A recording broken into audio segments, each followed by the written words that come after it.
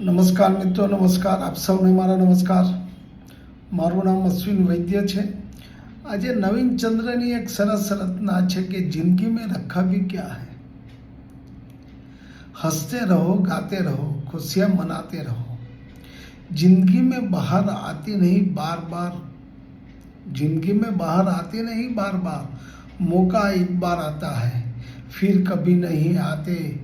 फायदा उठाकर रुमझुम नाचते हुए हिला हो पूरा संसार, हिला हो पूरा संसार.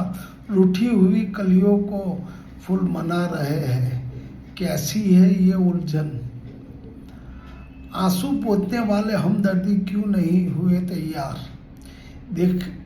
देख ले वक्त के आगे जमाना झुक गया, ना आगे मुड़े ना पीछे मुड़े. सुलगती हुई दुनिया का किसी ने किया पलटवार. जिंदगी में रखा भी क्या है, कोई आता है कोई जाता है. जीने मरने वालों की कहानी लिखने वाले सिर्फ एक सृष्टि के सर्जनहार है. Thank you, thank you, thank you.